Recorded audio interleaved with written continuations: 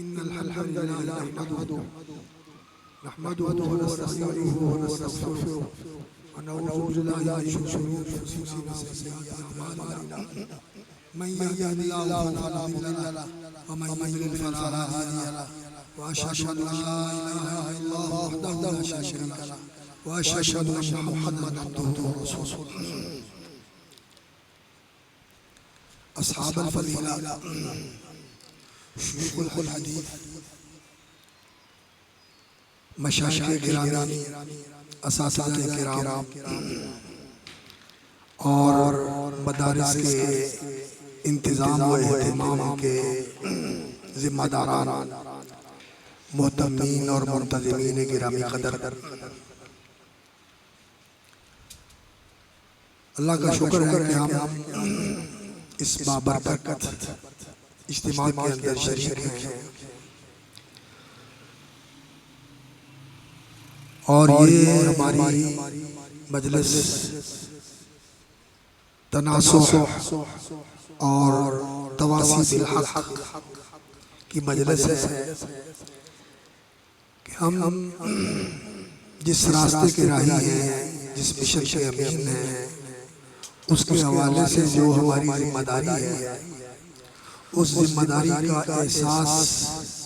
اجاگر کرنے کے لیے، بیدار کرنے کے لیے اور بہتر طور پر اس ذمہ داری سے عہدہ برا ہونے کے لیے کچھ باتیں بطور یاد دہانی کے ذکر کرنے کے لیے، سننے کے لیے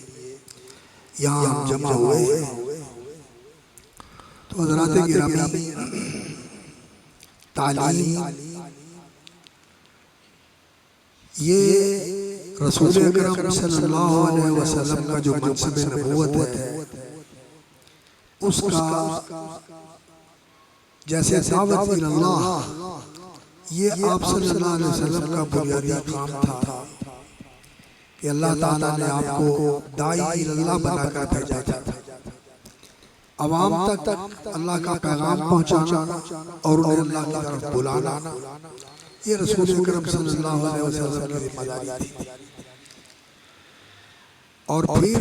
جو لوگ آ گئے، ان کی تعلیم اور تربیت و تزکیہ، یہ آپ صلی اللہ علیہ وسلم کا کام تھا. جیسا کہ ایک حدیث میں آپ صلی اللہ علیہ وسلم سے مروی ہے کہ بعثت معلما، کہ اللہ رب العزت نے مجھے معلم بنا کر بھیجا. وَيُعَلِّمُكُمْ مَا لَمْ تَكُونُوا تَعْلَمُونَ وَيُعَلِّمُكُمُ الْكِتَابَ وَالْحِكْمَةَ. یہ سورہ بقرہ میں، سورہ آل عمران میں اور سورۃ الجمعہ میں اللہ رب العزت نے رسول اکرم صلی اللہ علیہ وسلم کا جہاں منصب نبوت بیان فرمایا ہے، تو آپ کے جو فرائض نبوت بیان فرمائے ہیں، اس میں تعلیم، کتاب و حکمت کی تعلیم.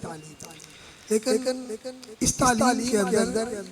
صرف یہ کافی نہیں ہے کہ آپ الفاظ کا ابلاغ کر دیں اور ان الفاظ سے ان کا مرور ہو جائے، ان پر سے گزر جائے. نہیں،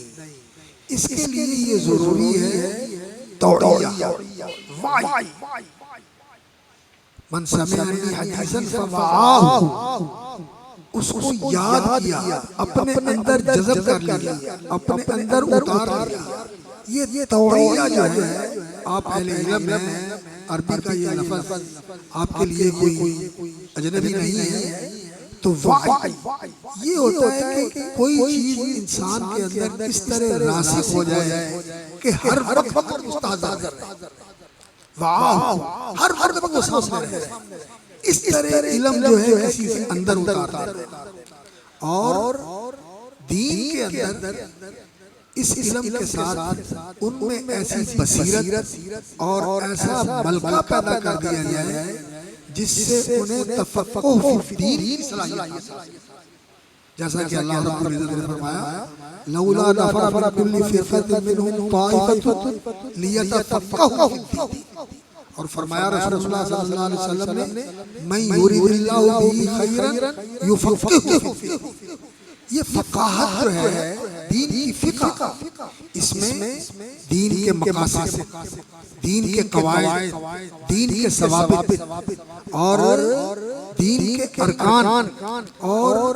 دین کی جزئیات، ان کو اس طرح سمجھنا کہ ان کے مراتب، ان کے مدارج اور ان کے متعلقات، ان کے متعلق انسان کے اندر صاحب فہم پیدا ہو، یہ ضروری ہے۔ اور یہ رسول اکرم صلی اللہ علیہ وسلم نے جن صحابہ کو سکھایا، حضرت معاذ بن جبل، حضرت زید بن ثابت، ابی بن کعب اور خلفائے راشدین، بالخصوص حضرت ابوبکر صدیق رضی اللہ تعالیٰ عنہ، حضرت عمر اور حضرت علی رضی اللہ تعالیٰ عنہ، ان کا جو علمی مقام ہے وہ تفقہ فی الدین کے اندر آپ ان کے فتاوے اور ان کے فیصلے ان پر غور کریں تو سمجھ میں آتا ہے یہ چیز ضروری ہے۔ اور رسول اکرم صلی اللہ علیہ وسلم نے مدرسے کے اندر تعلیم دی، وہ صوفے کا مدرسہ، حضرت ابو ہریرہ رضی اللہ تعالیٰ عنہ وہ صرف ناقل حدیث اور راوی حدیث اور حافظ حدیث نہیں تھے، بلکہ وہ فقیہ اور مفتی تھے۔ اسی طرح سیدہ عائشہ صدیقہ رضی اللہ تعالیٰ عنہ وہ عالمہ اور فقیہ تھی۔ اسی طرح ام سلمہ رضی اللہ تعالیٰ عنہ وہ محدثہ بھی تھی اور فقیہ بھی تھی، فتویٰ دیتی تھی۔ اسی طرح ام درداء رضی اللہ تعالیٰ عنہ وہ فقیہ بھی تھی۔ تو خواتین کے اندر بھی یہ وصف موجود اور صحابہ کے اندر بھی یہ موجود اور ان کا اس طرح کا فقہی بصیرت اور فقہی ملکہ کی حیثیت تھی کہ جو انہوں نے اپنے اجتہاد کے ساتھ فیصلہ کیا، بعد میں حدیث سے یا نصوص سے اس کی تائید ہو گئی کہ وہ بھی نبی صلی اللہ علیہ وسلم کا فیصلہ تھا جو انہوں نے اجتہاد سے کیا، اللہ کے رسول نے وہی کی روشنی میں وہی فیصلہ کیا۔ حضرت عبداللہ بن مسعود رضی اللہ تعالیٰ اس طرح کے معاملات موجود ہیں۔ تو لوگوں کے اندر یہ فقہی بصیرت پیدا کرنا یہ ہماری ذمہ داری ہے۔ اور حضرات گرامی، ہم آپس میں بیٹھے ہوئے ہیں، آپ طلباء سے واقف ہیں اور اس وقت جو ہمارا علمی ماحول ہے اس سے آپ بے خبر نہیں۔ ایک دور تھا برِ صغیر کے اندر کہ ہر میدان کے اندر ہمارے علماء جو تھے لوگوں کے محتاج تھے اور وہ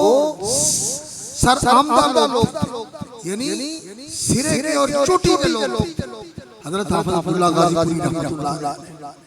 علامہ نواب صاحب کا رحمۃ اللہ علیہ، مولانا عبد الرحمن مبارک پوری رحمۃ اللہ علیہ اور مولانا عبید اللہ رحمانی رحمۃ اللہ اور ہمارے اس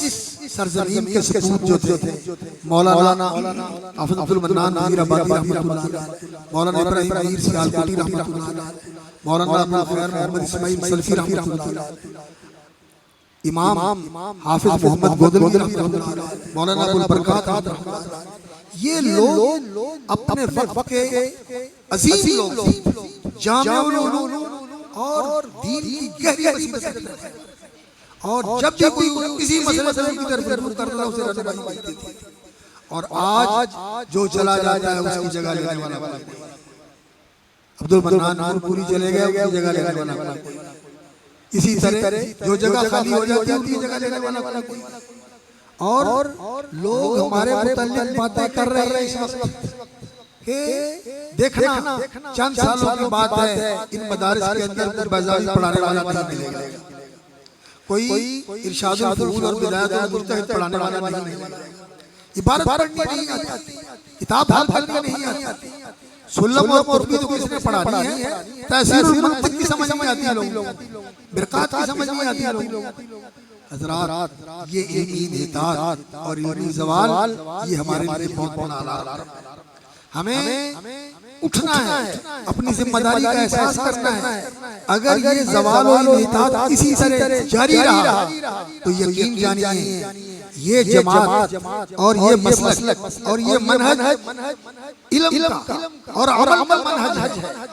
علم و عمل کے بغیر یہ زندہ نہیں رہ سکتا۔ علم و عمل کے بغیر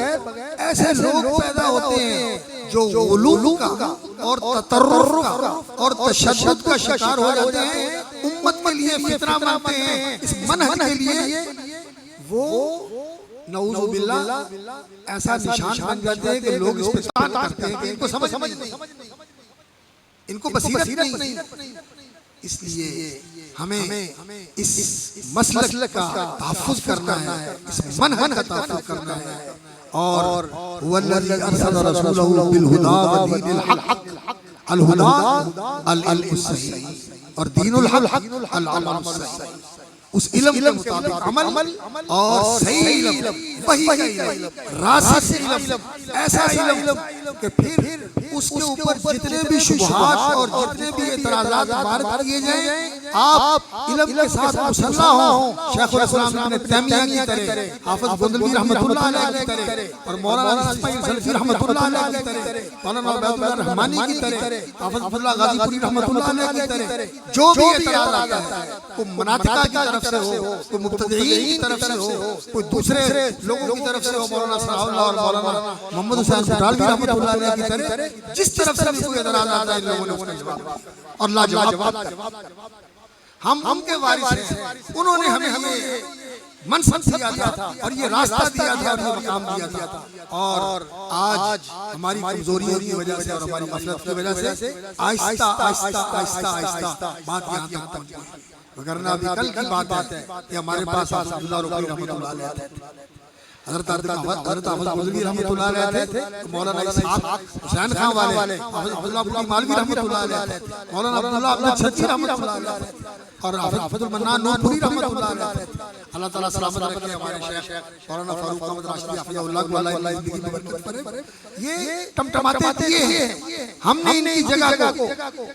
سنبھالنا ہے اور اس سلسلے کو قائم رکھنا ہے۔ اس کے لیے جو مدارس کے اہتمام و انتظام کے ذمہ داران حضرات ہیں انہیں اپنی ذمہ داری کے ساتھ کرنا ہے۔ حضرات تیار کیجیے اساتذہ کو، جس طالب علم کے اندر آپ کو لیاقت نظر آتی ہے، استعداد نظر آتی ہے، اس کی سرپرستی کریں، اسے اپنا لیں، اسے بیٹا بنا لیں، اس کو بھیجیں کہ جاؤ بیٹا پڑھ کے آؤ، تیاری کر کے آؤ، اور پھر اس کی سرپرستی کریں اور اس کو مدرسے میں بٹھائیں، اس کو تحفظ دیں، اس کی سرپرستی کریں، اسے کہیں کہ آپ بالکل بے فکر ہو کے یہاں پر پڑھیں۔ مولانا عبد المنان نور پوری کے ساتھ ایسے ہی حضرت مولانا عبداللہ رحمۃ اللہ علیہ نے کس طرح ان کی سرپرستی کی، بیٹا بنا کے پڑھا، حضرت حافظ گندلوی رحمۃ اللہ علیہ نے ایسے ایسے۔ تو مدارس کے جو مہتمین ہیں ان کو اس کا اہتمام کرنا چاہیے، ایسے باصلاحیت اساتذہ تیار کرنے چاہیے جو ان مدارس کی زینت ہو اور جو ان مدارس کے اندر اس علمی ماحول کی آپ جاری کریں جس سے علماء پیدا ہوں۔ علماء بلڈنگوں سے پیدا نہیں ہوتے، علماء کتابیں خریدنے سے پیدا نہیں ہوتے، علماء اگر پیدا ہوتے ہیں تو وہ اساتذہ مدرس شاگرد کو تیار کرتے ہیں، اور اساتذہ کے اوپر محنت کرنی پڑتی ہے، اس کے لیے محنت کرنی پڑتی ہے۔ آپ کو شاید کوئی ایسا آدمی باصلاحیت مل جائے جس کو اللہ رب العزت کی طرف سے خداداد صلاحیت ملی ہوئی ہو، مولانا عبدالعزیز پرہاروی کی طرح، جنہوں نے اساتذہ سے تھوڑا پڑھا اور اپنے مطالعے سے علم کا سمندر بن گئے ہو، ایسے تو نادر لوگ ہوتے ہیں، لیکن لوگوں کے اوپر محنت کرنی پڑتی ہے تو لوگ تیار ہو جاتے ہیں۔ اس لیے آپ 2-3 اساتذہ تیار کیجیے اور اس مدرسے میں بٹھائیے، اور مدرسے کے اندر ایسا ماحول پیدا کیجیے کہ تعلیم کے اندر رسوخ، گہرائی، وسعت ہو، اور خاص طور پر وہ جو اس ہمارے حلقے کی ایک امتیازی خاصیت تھی، جامعیت، وہ جامعیت اب تو سطحیت، کتاب کی عبارت کیا، کتاب کا نام پڑھ کے اس کو کہیں کہ اس کا معنی سمجھا دو، اس کی صلاحیت ہوتی طالب علم، وہ کتاب کا معنی نہیں سمجھا، نام کا معنی سمجھا، ایسی صلاحیت پیدا ہو۔ اس لیے میرے بزرگوں یہ بہت بڑا عالمیہ ہے، اس کا مداوع کرنا اور اس کو سنبھالنا ہم سب کی ذمہ داری ہے۔ اگر ہم نے اس کا احساس نہ کیا تو یہ ہمارا منہج جو ہے یہ لاوارث نہیں، اس کے وارث ہم نے پیدا کرنا، اور اللہ رب العزت نے ہمیں وسائل دیے ہیں۔ اگر احساس پیدا ہو جائے اور ہم اس کے لیے کوشش شروع کر دیں تو انشاءاللہ العزیز والذین جاہدوا فینا لنہدینہم سبلنا، اللہ کے وعدے سچے۔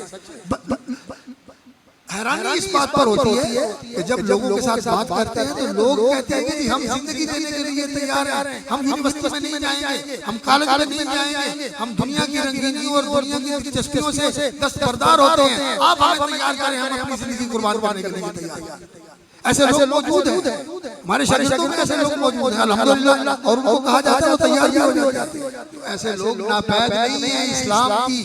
یہ خاصیت ہے کہ اللہ رب العزت اس کے اندر ایسے لوگ پیدا کرتا رہتا ہے جو قربانی کرتے ہیں، عوام کے اندر بھی، خواص کے اندر بھی۔ تو جو اہتمام اور انتظام کے ذمہ داران ہیں وہ ایسے لوگوں کو تلاش کر کے تیار کریں اور ان کو مدارس کے اندر بٹھا کے پھر پرست کریں، اور مدرسے کا ماحول، تعلیمی ماحول، علمی ماحول بنائیں۔ آج کل یہی ہوتا ہے کہ کچھ وقت گزارا اور کچھ سر سیکھ لی اور کچھ بول سیکھ لیے اور میدان میں اتر گئے، اور پھر یہ بول اور یہ سریں جو ہیں یہ لوگوں کو علم نہیں دیتے، عمل بھی نہیں ملتا، علم بھی نہیں ملتا۔ حالانکہ ہمارا جو امتحان ہوتا تھا لوگ کہتے تھے کہ ان کا عامی آدمی اتنا دین کا علم رکھتا ہے کہ کسی مولوی کو بھی اس کے ساتھ بیٹھ کے بات کرنے کی جرأت۔ ہمارے عوام کا یہ حال تھا، اور آج کل ہمارے فتوا کا جو حال ہے، علمی کمزوری آگے بڑھی۔ اس علمی کمزوری کو کور کرنا اور اس کا معالجہ کرنا، یہ صرف اس لیے میں کہہ رہا ہوں کہ آپ ذمہ دار ہیں تعلیم کے اور تربیت، تزکیہ، تربیت، یہ بہت ضروری ہے۔ اور یہ جو آفتیں ہیں اس راستے کی، حب ظہور، حب العاجلہ اور استکبار اور خود پسندی اور خود نمائی، یہ جو چیزیں ہیں ان کا علاج کرنے کی ضرورت ہے۔ ان کا اگر اس راستے میں علاج نہ کیا جائے تو یہ آفت بن جاتی ہے، مدرسوں کے لیے بھی، مسجدوں کے لیے بھی، منہج کے لیے بھی، اساتذہ کے لیے بھی، جماعت کے لیے بھی، یہ لوگ آفت بن جاتے ہیں۔ اس لیے ان کی تربیت کرنے کی ضرورت ہے، اور تہذیب اور شائستگی اور ادب یہ سکھانے کی ضرورت ہے۔ کام کرنے کا سلیقہ ہو، بات کرنے کا سلیقہ ہو، ادب سکھانا، تہذیب اور شائستگی سکھانا، یہ ہماری ذمہ داری ہے، چونکہ یہ ہمارے نمائندے ہوتے ہیں، جہاں رہیں گے، جہاں جائیں گے، یہ ہمارے نمائندے کریں گے۔ تو ان چیزوں کے اوپر توجہ دینے کی ضرورت ہے، اور ہمیں اس چیز کا احساس کر کے اس کو اپنے مدارس کے اندر زندہ کرنے کے لیے جتنے بھی مسائل ہیں آپ اس کے لیے کوشش کریں۔ بلڈنگ بے سادہ ہو لیکن تعلیمی ماحول جو ہے وہ بہتر ہونا چاہیے۔ اور جو علماء اور طلباء ہیں،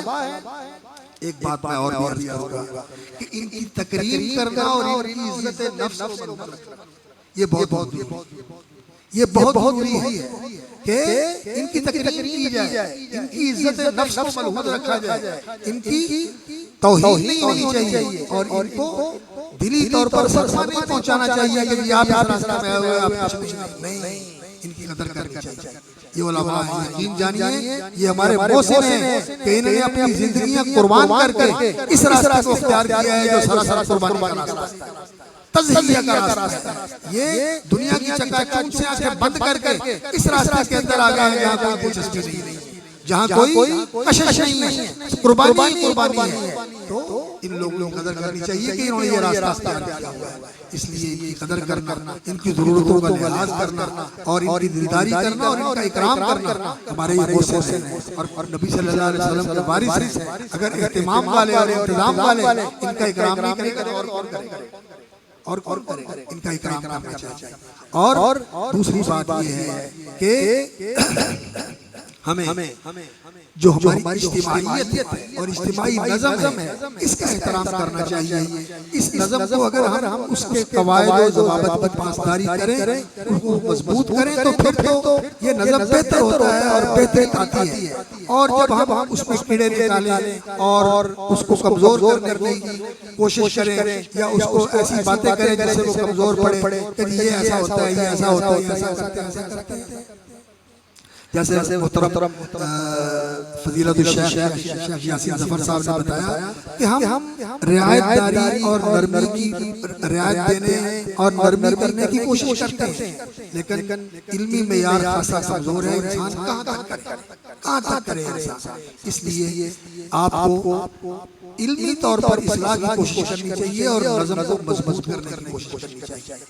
اور یقین جانیے اس وقت جو فساد کا عالم ہے، اصلاح کی ذمہ داری بہت بڑی ہے. اس اصلاح کو جاری رکھنا اور پورے معاشرے کے اندر پھیلانا یہ اہل علم کی اور خاص طور پر اہل الحدیث کی، اہل التوحید و سنت کی اور سلفی منہج کے حاملین کی ذمہ داری ہے. وہ اس اصلاح کے ذمہ دار ہیں. اللہ تعالی ہمیں اس کی توفیق عطا فرمائے اور اس کے لیے ہماری مدد فرمائے. وآخر دعوانا